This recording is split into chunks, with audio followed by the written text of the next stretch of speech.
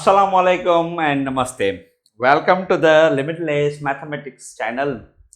अॼु असीं क्लास 8 जे chapter number 3 खे स्टार्ट करण वारा आहियूं जंहिंजो नालो आहे नंबर सिस्टम। अच्छा, कुझु ॿ ॻाल्हियूं तव्हां सां हर चैप्टर जी शुरूआति में रखंदा आहियूं। अगरि तव्हां चाहियो था तव्हां स्टूडेंट क्लास 8 जा आहियो ऐं चैप्टर 1 ऐं 2 जी ॻोल्हा में आहियो ऐं वीडियोज़ में ॻोल्हियो था वीडियोज़ कहिड़े हंधि कहिड़ी वीडियो पई आहे, इन खां बहितर आहे त तव्हां लिमिटलेस मैथमेटिक्स चैनल ते वञो ऐं उते प्लेलिस्ट में वञो। प्लेलिस्ट जे अंदरि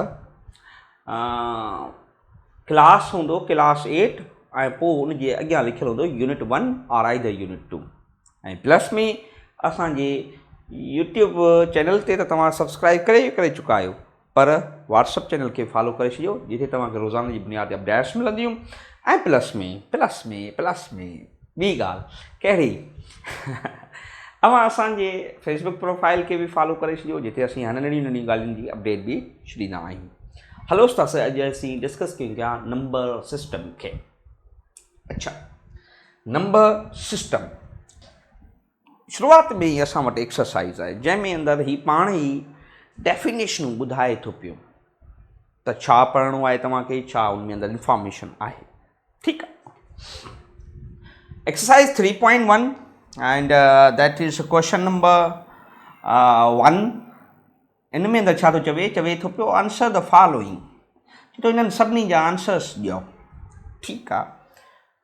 देयर आर सम डेफिनेशन्स, असां वटि कुझु डेफिनेशन्स आहिनि, उन्हनि जे बारे में असांखे इन जा जवाबात ॿुधाइणा आहिनि। कहिड़ियूं डेफिनेशन्स आहिनि? चवे थो define the binary system of numbers. Right first 8 numbers in binary system. ऐं इन जा पहिरियां जेके 8 नंबर्स आहिनि सिंपली उहे बाइनरी सिस्टम जे नंबरनि में लिखो।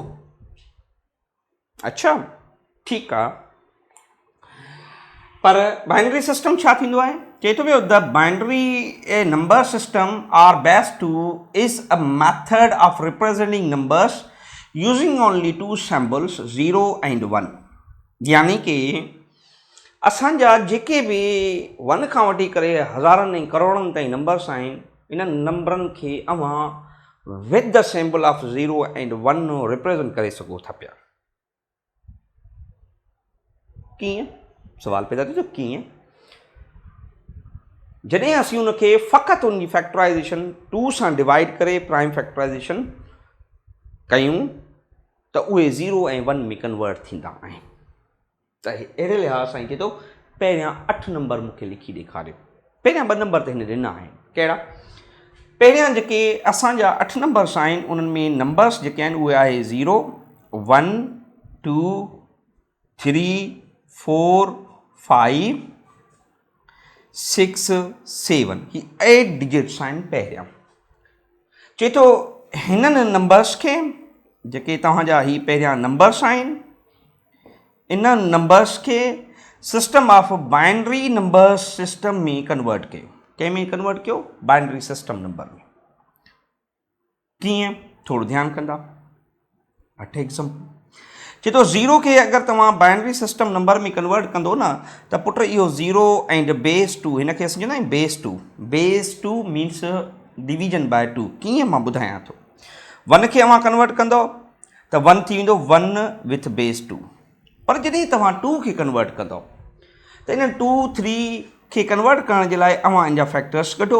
2 जो टेबल हिन ते वेंदो 1 टाइम ऐं असां वटि छा बीहे थो 0। इट मीन्स असां 0 2 खे लिखी सघूं था 1 0। 2 खे छा था लिखी सघूं पुट?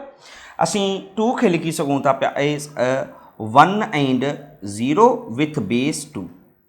ईअं ई अवां अगरि 3 खे डिवाइड कंदो त 3 खे कीअं लिखंदो? 2 जो टेबल 1 टाइम वरी 1 बचो त 1 1 त 3 असां वटि छा आहे? 3 असां वटि आहे 1 1 विथ बेस 2 ऐं ईअं ई 4 आहे असां वटि एज़ 1। 4 खे कढी ॾिसो भला, 4 जो टेबल कीअं लॻंदो? 2 जो टेबल 2 टाइम एंड 0 बचो। 2 जो टेबल 1 टाइम अगेन 0 बचो। इट मीन्स असीं हिनखे लिखी सघूं था एज़ 1 0 विथ बेस 2। हाणे इन ई तरीक़ेकार सां with the same methodology with the same pattern तव्हां बकायास खे चए थो कन्वर्ट कंदा हलो। 4 खे कयोसीं, वरी असीं ईअं ई convert, oh sorry my mistake, my mistake okay okay okay okay 4 खां पोइ अवी 5 खे बि कन्वर्ट कयो त 5 खे जॾहिं अवां बाइनरी सिस्टम नंबर में लिखंदो अगरि तव्हांखे नथो अचे त कोई मसइलो न आहे इन्हनि खे अवां फ़क़ति कंहिंसां 2 सां ई डिवाइड कंदा रहंदा आहियो 2 2 ज़ा 4 हिकु बचो ऐं 2 जो टेबल 1 टाइम त 1 एंड 0 बचो ऐं इन खां पोइ असीं हीअं लिखंदा आहियूं त हिन जो नंबर थी वेंदो एज़ 101 विथ बेस 2 ईअं ई अवां 6 खे लिखो त 6 जा फैक्टर्स गॾंदो त 6 जा कहिड़ा थींदा 6 जा फैक्टर्स थींदा त भाई 2 जो टेबल 3 टाइम 0 2 जो टेबल 1 टाइम एंड 1 त इट मीन्स 1 1 एंड 0 थींदो त हिते थींदो 1 1 एंड 0 विथ बेस 2 ईअं ई 7 खे तव्हां कन्वर्ट कंदो त 7 जे लाइ छा कंदो 7 खे त 2 सां त 3 टाइम ऐं हिते वरी असां वटि 1 बचे थो 2 जो टेबल 1 टाइम वरी 1 बचे थो 111 त ही पहिरियां अव्हां जा 8 नंबर्स आहिनि जिन खे असीं बाइनरी सिस्टम में कन्वर्ट कयो आहे विथ बेस 2 यादि रहे विथ बेस 2 ओके हाणे अॻियां वधूं था चए थो ॿियो बि पार्ट आहे कहिड़ो पार्ट आहे define the number system with base 5 right first 12 numbers in the base 5 system अच्छा बेस 5 जो मक़सदु छा हूंदो आहे a base 5 number system is also non as the canary system in जो ॿियो नालो आहे कैनरी सिस्टम उनखे असीं कैनरी सिस्टम सां सॾु कंदा आहियूं that uses the number 5 as its base in this system all numbers are represented using first 5 distinct digits हिननि चइनि नंबरनि में 0 1 2 3 ऐं 4 केॾो बि वॾो नंबर हुजे कहिड़ो बि नंबर हुजे लखनि हज़ारनि करोड़नि में हुजे इन्हनि चइनि नंबरनि खां सवाइ ॿिए कंहिं में बि न ईंदो कहिड़ा 5 नंबरनि खां सवाइ ही पहिरियां 5 0 खां वठी करे 4 ताईं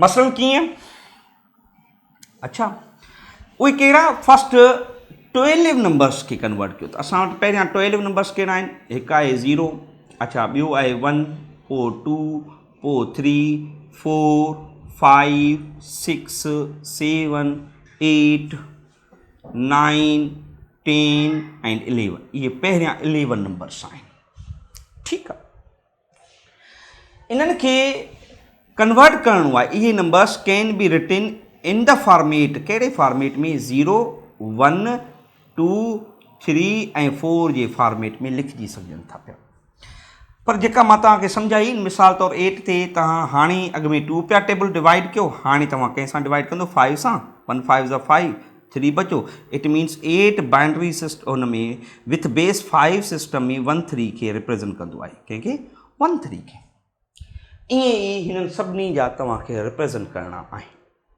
पर मूं वटि हिकु नंढड़ी शॉर्ट ट्रिक आहे पहिरियनि नंबरनि खे शो करण जे लाइ कहिड़ी पहिरियां त असां इहो चवंदासीं त भई जेको 0 आहे इन 0 खे असीं रिप्रेज़ेंट करे सघूं था एज़ 0 5 अच्छा जीअं त 1 खे असीं रिप्रेज़ेंट करे सघूं था 1 5 छो जो इहो 5 खां घटि आहे अच्छा 2 खे रिप्रेज़ेंट करे सघूं था एज़ अ 2 5 2 ऑफ 5 ऐं ईअं ई असीं 3 खे रिप्रेज़ेंट करे सघूं था एज़ अ 3 5 अच्छा 4 खे रिप्रेज़ेंट करे सघूं था एज़ अ 4 5 हाणे उन खां पोइ छा करिणो आहे 4 5 4 असांजो नंबर आहे ऐं 5 उनजो छा आहे बेस आहे हाणे चवंदा 6 खे कीअं रिप्रेज़ेंट 5 खे कीअं रिप्रेज़ेंट कयूं त असीं चवंदा आहियूं 1 खे तव्हां फिक्स कयो ऐं 0 सां दोहरायो त हीअ थींदो बाबा 5 खे कीअं रिप्रेज़ेंट कजे 5 खे 1 0 सां त माना 1 0 इहो 5 आहे बेस 5 जे लिहाज़ अच्छा 6 खे रिप्रेज़ेंट कीअं कजे 6 खे तव्हां कंदो त इहो थींदो 1 1 विथ बेस 5 अच्छा ईअं ई जेकॾहिं तव्हां 7 खे कंदो त 1 खे 0 सां कयो 1 खे 1 सां 1 खे 2 सां 7 जो आहे 1 7 खे कीअं कंदासीं 1 2 विथ बेस 5 ईअं ई 1 2 खां पोइ 8 जे लाइ असीं कंदासीं 1 3 विथ बेस 5 1 3 विथ बेस 5 ऐं ईअं ई 9 जे लाइ असां कीअं कंदासीं 1 4 विथ बेस 5 ऐं ईअं उन खां पोइ 1 4 थी वियो पोइ वरी 2 खे खणो कंहिंजे लाइ 10 जे लाइ छा कंदासीं 2 खे शुरुआती 0 सां त हीउ थींदो 2 that is represent with base 5। अच्छा 11 खे तव्हां कंदो त इहो थी वेंदो असांजो कहिड़ो पुट एज़ अ 2 1 विथ बेस 5। ऐं जेकॾहिं तव्हां ईअं फर्दर कंदा हलंदो ई पहिरियनि नंबरनि जा तव्हां ईज़िली कढी सघो था पिया। इहो ईज़ी बेस्ड वे। ॿियो तरीक़ो कहिड़ो आहे? ॿियो तरीक़ो इहो आहे, मिसाल तौरु जीअं करे तव्हां 11 खे कन्वर्ट करणु चाहियो था, तव्हां 11 ते फैक्टर कढो, पर हमें डिवाइड जेको आहे उहो 5 सां ई करिणो आहे। ॿिए 5 10 हिकु बचो, त हीउ 2 1 कंहिंजो आहे? 2 1 असांजो कंहिंजो आहे? 11 जो। त ईअं असीं इन जा बेस 5 जे लिहाज़ सां कढंदा आहियूं। ओके, नेक्स्ट चयो defined octal system. Octal system ऐं उन जा पहिरियां 16 नंबरनि खे कन्वर्जन करे लिखो। ठीकु आहे।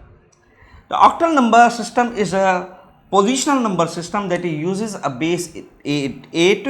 It's a commonly used in the computing as a more compact way to represent the binary system. In this system, अच्छा हिन में जेका ॻाल्हि आहे इहा त असीं अॻिते हली करे हिन जो सिस्टम ईंदो उन में अंदरि घणी ॻाल्हि डिस्कस कंदासीं। हिन जो मक़सदु इहो आहे त असीं बाइनरी सिस्टम खे बहितरीन तरीक़े सां अञा पढ़ी सघूं था पिया, यानी असीं ऑक्टल खे सम्झूं था। इहो मोस्ट ईज़ीएस्ट ऐं सवलो तरीक़ो बि आहे। अच्छा, जंहिंजे लाइ रिप्रेज़ेंट करण जे लाइ असीं 0 खां वठी करे 7 ताईं नंबरनि खे रिप्रेज़ेंट कंदा आहियूं ऑक्टल सिस्टम में। जेकॾहिं कहिड़ो बि दुनिया जो नंबर हुजे उनखे ऑक्टल सिस्टम में रखिणो आहे त असीं उनखे 8 सां ई फैक्टर कंदासीं। ऐं नंबर्स कहिड़ा आहिनि? नंबर्स असां वटि आहिनि एज़ अ 0, 1, ऐं मां थोरो स्पेस ॾींदो हलां, 0, 1 एंड 2 ऐं उन खां पोइ 3 ऐं 4 ऐं ईअं 5, 6, 7, 8, 9 एंड 10, 11 ऐं ही 12, 13, 14, 15 ऐं हीअ तव्हांजा 16 डिजिट्स आहिनि। छो त हिन नंबरनि खे अवां ऑक्टल सिस्टम में कन्वर्ट कयो। ऐं मां तव्हांखे सवलो तरीक़ो ॿुधायांव कहिड़ो आहे। 0, 1, 2, 3, 4, 5, 6, 7 ऑक्टल सिस्टम में कन्वर्ट करण जे लाइ पहिरियां 7 डिजिट त साॻिया ई रहंदा। माना 0 जे लाइ असीं कंदा 0, 8 बेस 8, छो हुन खां घटि आहे। 1 जे लाइ 1, 8 बेस 8, 2 जे लाइ 2, 8, 3 जे लाइ 3, 8 ऐं 4 जे लाइ 4 ऑफ 8, 5 जे लाइ 5 ऑफ 8, 6 जे लाइ 6 ऑफ 8, 7 जे लाइ 7 ऑफ 8। ओके, हाणे अवां 1 खे पकड़ियो, 1 खे 0 सां गॾायो त छा थींदो? 10 कंहिंजे लाइ रिप्रेज़ेंट कंदो आहे? 10 8 जे लाइ। अच्छा 1 1 9 जे लाइ, 1 1 8, 1 2 for 10, 1 3 for 11, 1 4 for whom? For 12, 1 3 for 15, okay, 1 4 for 16 ऐं 1 5 फॉर 17। ओके, माना हिन जो मक़सदु छा? अगरि तव्हां 15 खे कंहिं सां 8 सां डिवाइड कंदो, हीअ अॻिते हली करे असीं पढ़ंदासीं वैसे, त 1 8 8 बाक़ी घणा बचंदा? 7। त हिन खे रिप्रेज़ेंट करे सघिजे थो एज़ अ 15 इन ऑक्टल सिस्टम में 1 7 विथ बेस 8। ॻाल्हि ख़तमु। त असीं इहे पहिरियां 16 नंबरनि खे ईज़िली तरीक़े सां ईअं ठाहे सघूं था पिया। ॻाल्हि सम्झ में अची वई? अच्छा, ईअं ई बेस 10 जे मुताबिक़ सां आहे। बेस 10 ईअं ई आहे। मुंहिंजे ख़्याल सां ही तव्हांखे डेफिनेशन बि करणु खपे, सम्झणु खपे ऐं उन खां